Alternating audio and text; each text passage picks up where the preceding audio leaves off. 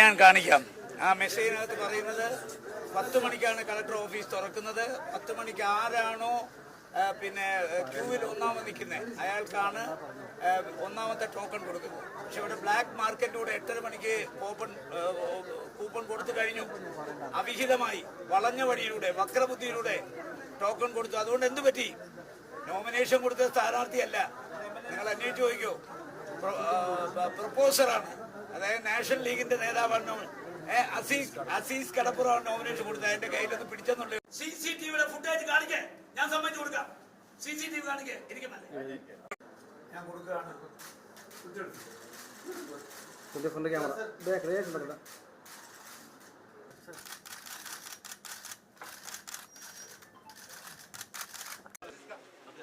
10 മണിക്ക് മുമ്പായി ടോക്കൺ വാങ്ങിക്കണം. 11 മണി മുതൽ നോമിനേഷൻ കൊടുക്കേണ്ടവർ